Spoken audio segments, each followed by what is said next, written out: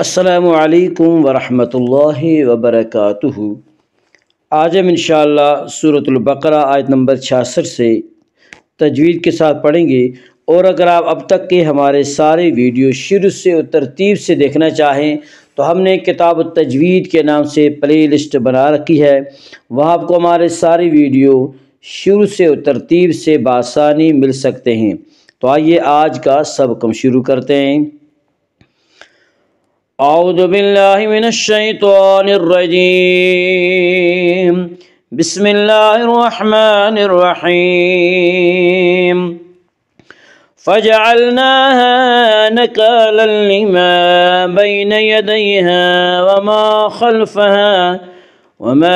خلفها وموعظة للمتقين۔ فجعلناها، نون کے اوپر کھڑا زبر ہے، کھڑا زبر کو ایک الف کے برابر کھینچ کر پڑھیں گے۔ فجعلناها، الف مدہ، الف ہمیشہ مدہ ہوتا ہے، الف سے پہلے ہمیشہ زبر ہوتا ہے، الف مدہ کو ایک الف کے برابر کھینچ کر پڑھیں گے۔ فجعلناها نکالا لما، نکالا لما میں ادغام بلا غنہ ہوگا۔ اس کا قاعدہ یہ ہے کہ نون ساکن یا تنوین کے بعد اگر حروف یرملون میں سے کوئی حرف آئے تو ادغام ہوگا، لام اور را میں ادغام بلا غنہ ہوگا۔ یہاں تنوین کے بعد لام اور اس لیے یہاں پہ ادغام بلا غنہ ہوگا۔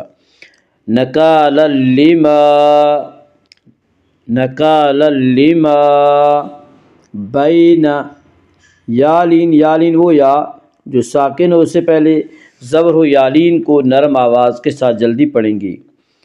بین یدیہا، یالین، یالین وہ یا جو ساکن ہو، اس سے پہلے زبر ہو، یالین کو نرم آواز کے ساتھ جلدی پڑھیں گی۔ یدیہا، الف مدہ، الف ہمیشہ مدہ ہوتا ہے، الف سے پہلے ہمیشہ زبر ہوتا ہے، الف مدہ کو ایک الف کے برابر کھینچ کر پڑھیں گے۔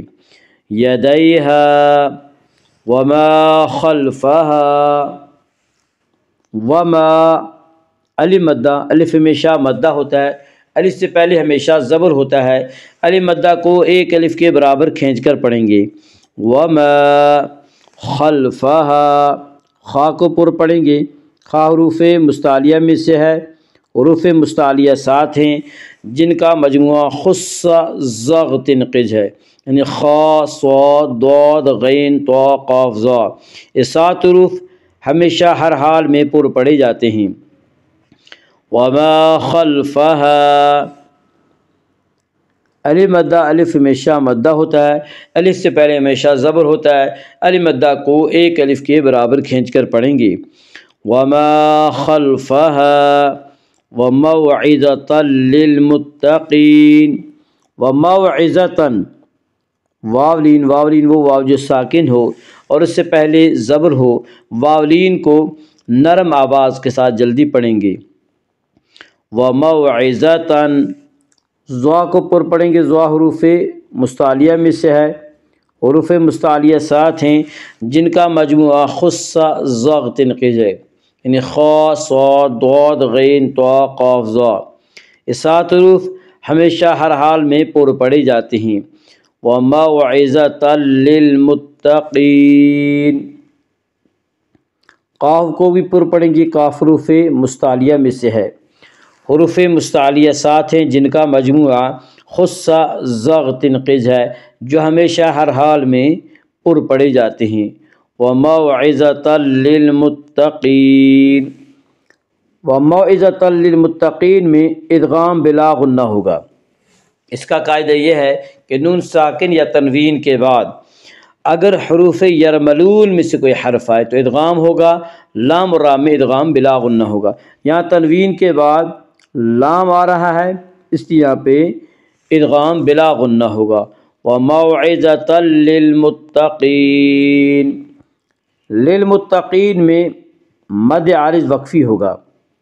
مد عارض وقفی وہ مد ہے جس میں حرف مد کے بعد سکون وقف کی وجہ سے ہو، مد عارض وقفی میں تمام قراء کے نزدیک طول، توسط، قصر تینوں جائز ہیں۔ طول کی مقدار 3 الف 5 الف، توسط کی مقدار 2 الف 3 الف اور قصر کی مقدار 1 الف ہے، لیکن اس میں طول کرنا اولا ہے، پھر توسط، پھر قصر۔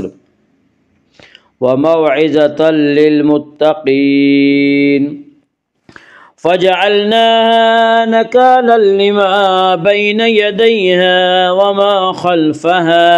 وَمَا خَلْفَهَا وَمَوْعِظَةً لِّلْمُتَّقِينَ صدق اللہ العظیم۔